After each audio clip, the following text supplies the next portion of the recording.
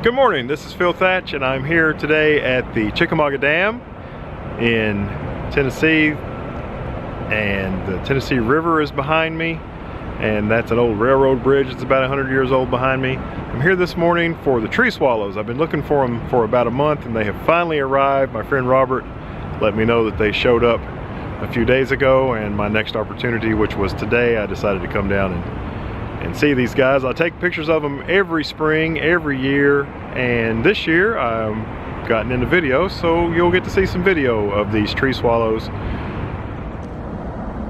So this is one of the birdhouses that has been put up here along the river park.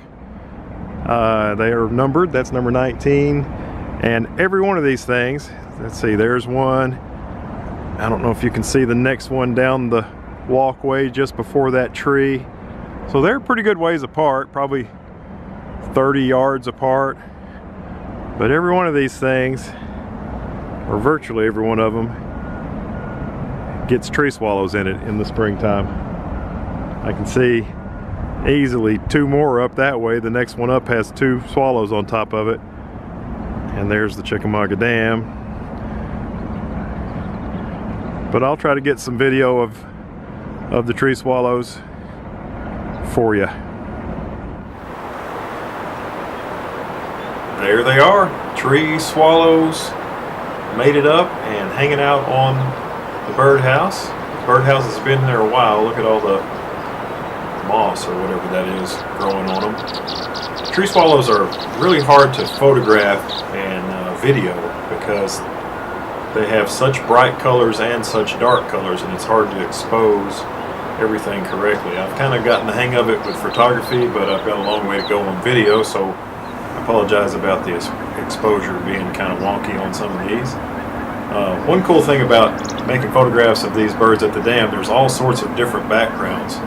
There's construction going on a new block in the background, and that's some of the construction equipment that's nicely out of focus with all sorts of colors in the background of this. And you'll see on the right in the back of this particular clip is the concrete that holds up the railroad bridge, and the color on it is where the rust has run down the concrete after years and years.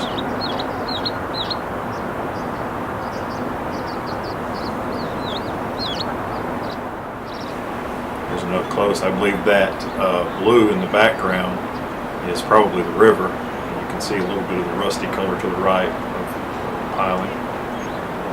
It was really cold that morning. I think I mentioned it someplace else in the video, 35 degrees. And the birds do some puffing up. Slowly but surely getting a little bit closer. At first they would fly away when I got this close, but they got used to me after a little while and I was able to get pretty close.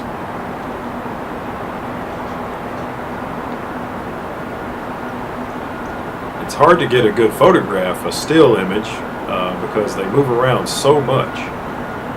Every once in a while I've gotten one with their mouth open like that. But today I was concentrating mostly on video. I think I only have 3 stills that I liked enough to share. And I think the first one's coming up right now. Yeah. So once you get to editing, you can get all the iridescent colors just right and not overexpose the white and have the dark areas not too dark. There's another example of the bird puffing up to stay warm.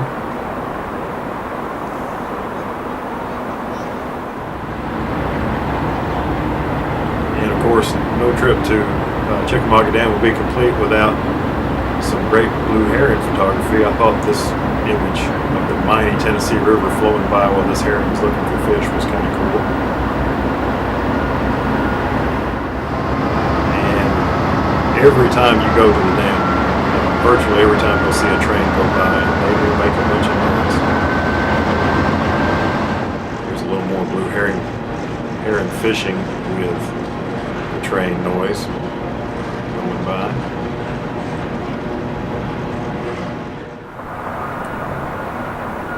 Cool to see a couple of them on this sign.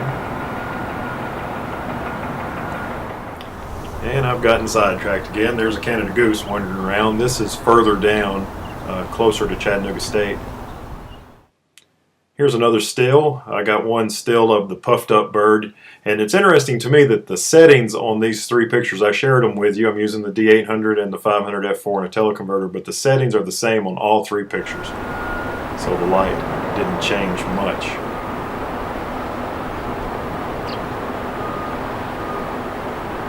They do wiggle around, don't they? They're not much for sitting still.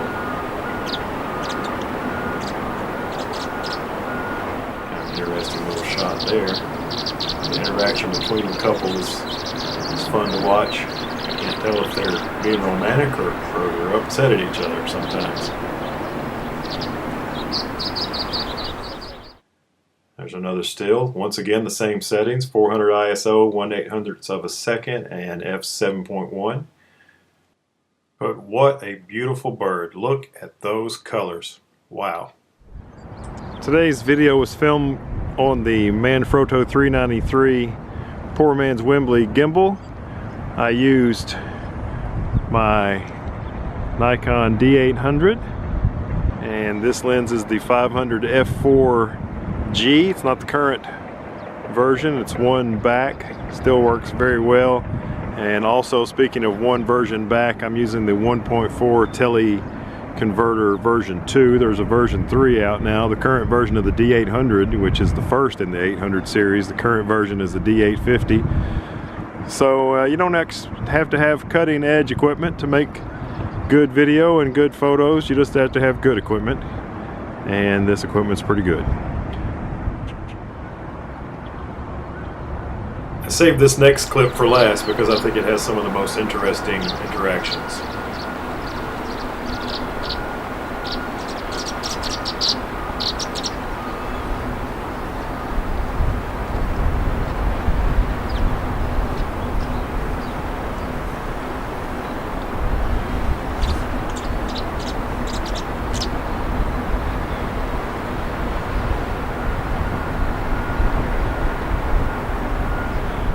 Alright, well, I think I got some pretty good footage for you. I'm gonna call it a morning.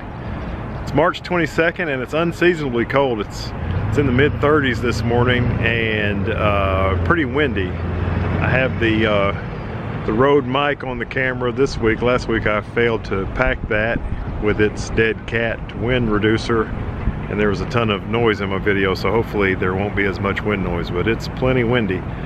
So I hope you enjoyed the tree swallows. If you liked the video, maybe take a second and click subscribe. You'll see some more like this over the coming weeks and months and years. So thanks for watching. Have a great day. Whoops, looks like I told you a story. There's one more video clip, and I'm sure there's an opportunity to subscribe right about now. So click it.